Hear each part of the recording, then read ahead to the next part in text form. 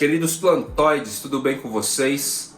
O papo de hoje é sobre o Philodendron Paraíso Verde, vindo aí da região norte do Brasil, e ainda não se sabe se ele é um híbrido, se ele é uma espécie.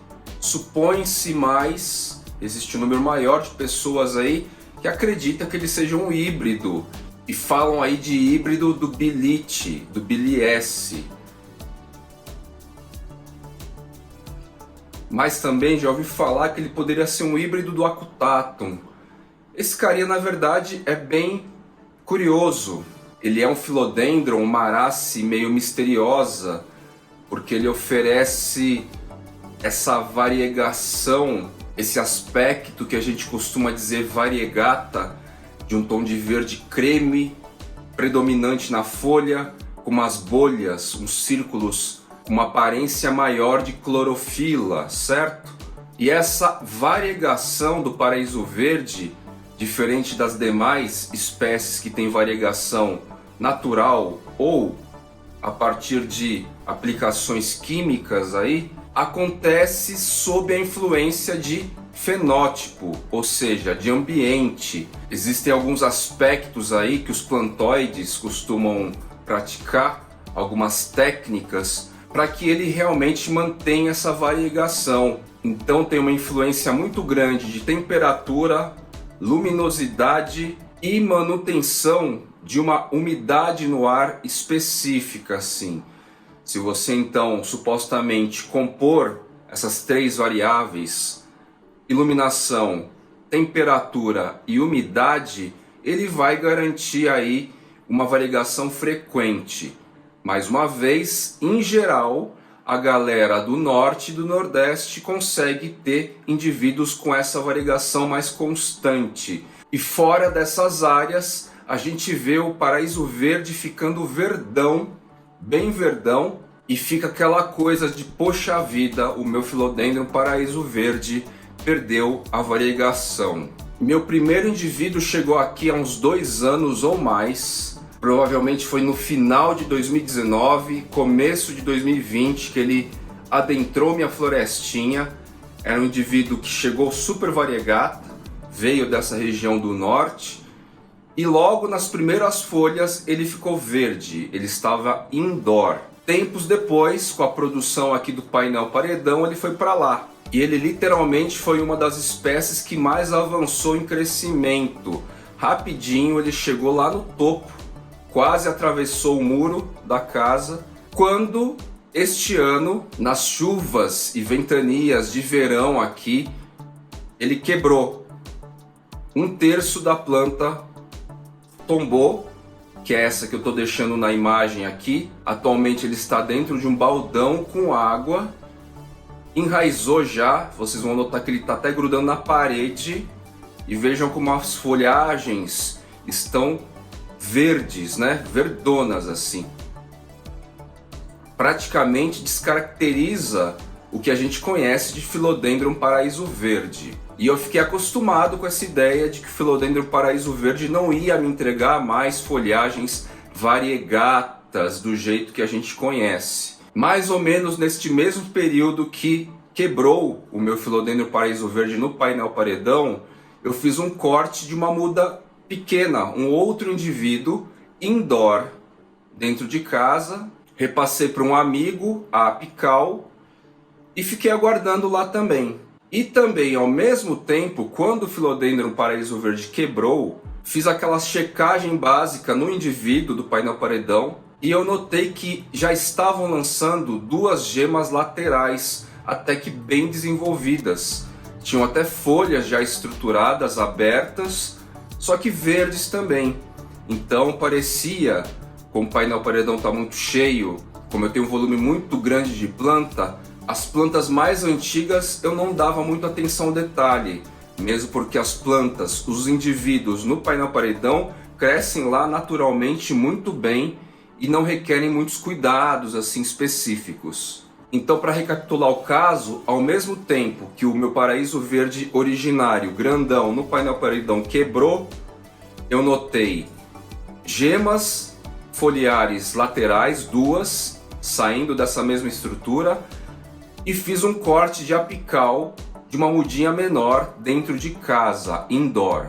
Então vejam só, o paraíso verde do painel paredão toma sol, por vezes filtrado, por vezes direto a partir de uma fenda que tem no sombrite, né, no filtro. O paraíso verde da área externa ficou inteiramente verde, e o paraíso verde indoor, indivíduo pequeno, também estava já verde. Crescia a folha verde aqui em casa quando eu fiz o corte da apical. Nesse ínterim, minha atenção se voltou um pouquinho mais ao paraíso verde de novo. Ele quebrou, ele chamou minha atenção, eu fui verificar a estrutura e voltou a dúvida sobre a questão dessa variegação, né? Uma variegação tão condicionada a clima, a fenótipo. Isso não é comum quando a gente está falando de variegação.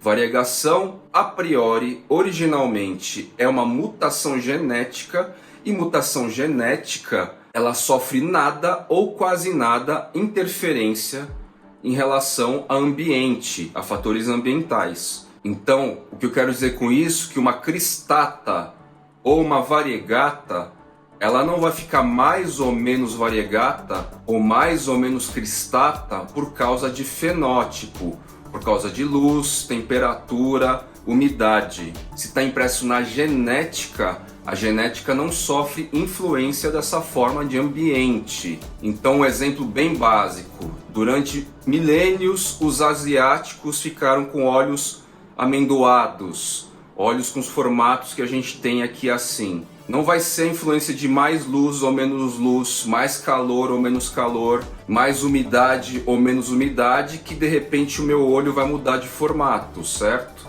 Essa mutação, essa mudança foi acontecendo durante milênios, se estabeleceu e assim ficou. O meu cabelo, que é castanho escuro, se eu tomar mais sol, ficar um tempo na praia, um período na praia, ele vai queimar. Por isso ele pode ficar um pouquinho mais claro, mas ele não vai ficar loiro como são os nórdicos, por exemplo. Nesse mesmo contexto da quebra do paraíso verde do painel paredão, essas gemas laterais começaram a entregar folhas variegatas. Variegatas, né? Que são essas que eu estou apresentando agora para vocês enquanto eu falo. Depois de 2 anos antes da apical quebrar, já estavam em formação essas gemas laterais e essas folhas já estavam vindo. As primeiras vieram verdes e na sequência eu comecei a observar o surgimento dessas folhagens típicas ou quase típicas deste tipo de híbrido ou espécie SP, certo? A primeira curiosidade aqui é a morfologia da folha. Vamos esquecer um pouco da variegação então, que está muito mais visível aí nos casos. O formato da folha dessas gemas da base, né? Gemas foliares da base, elas estão meio diferentes, né? Estão mais orelhudas, estão mais triangulares. A folha do paraíso verde clássico, ele é menos orelhudo e as laterais são paralelas. Lembra realmente mais o biliesse, né? O bilite. E no caso aqui eles estão saindo meio triangulares, meio acutatum assim, certo? A parte do ápice é mais larga e a parte da base é mais estreita. A base é a pontinha da folha. O clima aí é de sol batendo nas folhagens. A umidade depende da área externa porque é muito influente, é aberto. Não adianta ficar molhando demais, que a umidade supostamente vai se dispersar com mais facilidade. E essas ocorrências estão vindo aí do verão para o outono agora. Estão soltando gemas novas, folhas novas e estão vindo variegatas também. O indivíduo indoor recebe um pouco de luz artificial, supostamente o ambiente interno é um pouco mais fresco e eu consigo preservar um pouco da umidade que eu quero borrifando água nas folhagens. A dispersão é menor por ser indoor. A primeira lâmina foliar após o corte veio também variegata. A folhinha que vocês observam aí está ainda em formação. Eu não sei se vai segurar essa variegação, porque a tendência é começar assim, com esse creme cheio de bolhas verdes e às vezes escurecer totalmente. Mas tudo indica que ela vai ficar mais ou menos assim, no padrão conhecido. Inclusive, com as laterais mais paralelas e os lobos menores, né? Os sinos aí, lobos menores, mais ou menos no formato, na morfologia conhecida do paraíso verde. E a gente vai ter também no indivíduo lá outdoor uma terceira situação. O carinha lá do painel paredão, depois que quebrou 1/3 da apical, a gente vai notar aí que o quê? Ele resolveu lançar uma terceira gema foliar. Então, além das duas que já estavam vindo da base, ele resolveu lançar uma terceira após a quebra, lá no ápice. Eu subi nas escadas aí e vejam só que curioso o formato dessas folhas. Lembra ainda mais o Acutatum, né? É muito interessante assim. Inclusive a textura, o toque da folhagem não é de um Billy S, que é mais espesso, que é mais para o cartáceo, certo? Essas folhas aí do topo, essa estrutura foliar que nasceu no ápice aí do indivíduo quebrado, está entregando folhas assim com uma textura mais papirácea, como é mais ou menos o Acutatum, só uma referência. Então o formato é um pouco mais parecido com o Acutatum e textura também. O que eu quero dizer nessas situações aqui, todas indoor, outdoor, folhagem nascendo da base, folhagem nascendo no ápice de 3 estruturas foliares novas, gemas, clones de si, tem aí um aspecto morfogênico muito interessante. São folhagens com caras e jeitos muito diferentes em relação ao indivíduo indoor também, que tem a carinha um pouco mais semelhante ao que a gente vê por aí de jeitão, formato da folha do paraíso verde. A partir então de um indivíduo bem adulto, bem gigantesco, 4 metros, 5 metros, somando tudo com a apical que quebrou e está no balde e grudando aí, a gente tem aí uma visão interessante desse cara, que é difícil por aí, né? Porque a galera tá picotando sempre para trocar, para vender. Um conteúdo assim de um entusiasta metido a pesquisador acaba trazendo uns referenciais aí para a gente fazer uma análise, trocar uma ideia, refletir a respeito desse cara que é muito, muito curioso. Aí vocês que tem um paraíso verde em casa e que tá verde, vão me perguntar: Fly, legal, qual que é o segredo então para o paraíso verde voltar a variegar? Eu acho mais pertinente a gente começar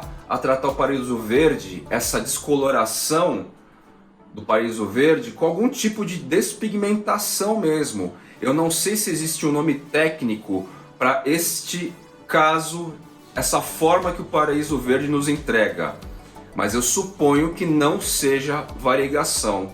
Sabe por quê? Recentemente, nossos amigos lá da Indonésia variegaram o paraíso verde com as folhas variegatas. Como assim? Uma variegação sobre variegação. Tudo indica então que essa despigmentação natural do paraíso verde não seja variegação, e um paraíso verde pode ser variegata, como esta foto aqui. Vejam, a gente tem nessa imagem aí a variegata clássica, que é branca no caso, poderia ser amarela, né? E temos o paraíso verde no formato mais despigmentado, conhecido, que é o creme, verde creme com as bolhas, com clorofila, certo? Isso é um paraíso verde variegata para mim, real. Real, digo, pode ter sido manipulado quimicamente, pode ter se originado a partir de uma mutação genética mediante a trocentos indivíduos que eles tinham por lá, ou seja, uma variegação natural, como a natureza realmente entrega. De qualquer forma, essa seria a cara real de um paraíso verde variegata. A partir dessa imagem, a gente pode assumir mais ainda que o paraíso verde não é variegata. Esse jeitão dele despigmentado é isso, uma despigmentação, uma descoloração, que eu não sei se existe um nome técnico para isso. E muito provavelmente o paraíso verde não seja o único indivíduo híbrido ou espécie ainda não descrita que ofereça esse tipo de despigmentação. Na família das Araceae, com certeza. Agora a gente tem aí dezenas, centenas de outras famílias E nessas outras famílias deve existir aí alguma espécie que traga também esse tipo de situação. Ia ser muito louco, é muito louco pensar que só o paraíso verde da família Arace entrega esse tipo de característica. É como se ele fosse um alienígena, o único ponto fora da curva, certo? Outro ponto que é interessante no paraíso verde é que, diferente do Philodendron geniculatum, o Philodendron geniculatum é um carinha bem interessante nesse ponto de vista da pesquisa, das transformações e mutações naturais por milênios aí, e o que fazem ser do jeito que ele é, da forma que ele é, porque é como se ele fosse um elo entre os Philodendron, que é um gênero Arace, com as Rhodospata, que é outro gênero Arace. Em determinado momento aí da história das Arace no tempo, né, durante o tempo, ele possivelmente era uma Rhodospata que resolveu virar Philodendron. Quer dizer, não é que ele resolveu, mas a natureza foi transformando essa espécie a ponto de virar um Philodendron. Por quê? Estruturalmente, em termos de lâmina foliar, caule e o genículo, que é esse cotovelo que fica entre o pecíolo e a folha, na conexão do pecíolo e a folha, caracteriza essa espécie a princípio como uma Rhodospata. Nem Anthurium, nem Cercestes, nem Citosperma, nem Rhaphidophora, nem Thaumatophyllum, Rhodospata. Só que o tempo passou, ela liberou inflorescência, os pesquisadores analisaram a estrutura da inflorescência e ela tem uma estrutura de inflorescência do Philodendron. Para quem não sabe, é a inflorescência no final de todas as contas que vai determinar a que gênero aquele indivíduo, aquela espécie pertence. Por isso eu digo, ele é uma intersecção entre Rhodospata e Philodendron. E no final ele acaba sendo Philodendron por causa da inflorescência. Quem é ligado aí na evolução das espécies, certo? Entende muito claramente essa situação de elo entre dois gêneros da mesma família. No caso do paraíso verde, ele não leva a uma conexão desse jeito. Ele é meio avulso assim, né? E é muito interessante também, porque tira uma certa lógica, uma certa racionalidade aí de processo de evolução de espécie. A princípio, para mim, fica um sentimentozinho de que ele é um pingo fora da curva, uma ponta fora da curva, meio que um alienígena aí. Por isso eu quero acreditar que em outras famílias essa ocorrência que acontece no paraíso verde também aconteça. Qual é a explicação biológica, lógica que existe nisso? Porque a gente vai entendendo que as plantas, ou seja, todos os seres vivos, eles entram numa lógica que existe, uma lógica, uma gradação, uma conexão, uma concatenação da natureza. E quanto mais a gente enxerga essa lógica, mais fácil fica de entendê-las, as plantas. Então foi assim, meus queridos plantoides. O Philodendron paraíso verde é uma espécie, é um SP muito curioso, certo? Ele tem essas características morfológicas bem distintas. Situações diferentes fazem ele ganhar caras muito diferentes. É até comum isso em Philodendron, mas essa questão da despigmentação das folhagens a partir de fenótipo, de influências ambientais, é muito curioso. Ah, e a pergunta que vocês querem saber: como é que faz para variegar, então? Como é que faz para descolorir, despigmentar o Philodendron paraíso verde? O que vocês precisam notar é que outdoor e indoor, aqui na minha florestinha, são condições muito diferentes. Outdoor, no caso, onde ele está no painel paredão, eu não tenho controle da umidade. Eu posso passar lá 15 minutos molhando tudo, mas dependendo da situação externa, pode evaporar em meia hora. Isso é o quesito umidade. Indoor eu tenho mais controle, eu borrifo e essa umidade se mantém por mais tempo devido à característica indoor. Quanto à iluminação, lá no painel paredão, mesmo nessa época do ano, vai bater um sol direto nessas folhagens, filtrado por um tempo e a partir do vão, luz direta. Indoor, sombra, com boost aí de luz artificial LED bulbo. E temperatura, tanto indoor quanto outdoor, não tenho controle, é de acordo com o dia, sendo que lá fora tende a esquentar antes e aqui dentro permanece alguns graus mais frescos, obviamente por ser uma casa, mantém um pouco mais do frescor. Então assim, nessas condições todas, o que eu posso afirmar com mais certeza que dá para fazer teste e supostamente trazer resultado é você fazendo um corte da apical. Corte apical, deixe condicionado num canto, deixe enraizando e aguarde e veja o que sai de gema lateral. Essa gema lateral tende a vir variegata. Ah, mas em quais condições de temperatura, luz e umidade? Eu não posso afirmar uma gradação perfeita para vocês, porque nos dois casos aqui, indoor e outdoor, no mesmo período onde houve o corte natural lá fora com a queda a partir de vento e chuva, e o meu corte aqui manipulado no indivíduo indoor. Foi ao mesmo tempo, e nas características climáticas de indoor e outdoor, que são diferentes, como eu mostrei para vocês, as folhagens estão vindo variegata, despigmentadas. Então assim, embora alguns plantóides tenham outras teorias para acertar a mão nessa despigmentação, no meu caso aqui foi o corte em si. Quando um Philodendron apresenta gema foliar nova lateral que não dá apical, seja por corte ou naturalmente, como já estava acontecendo, é a única padronagem que eu tenho aqui real para dizer que gerou folhas com a despigmentação que queremos. Tá legal? Vou ficando por aqui, meus queridos plantóides, e até o próximo episódio.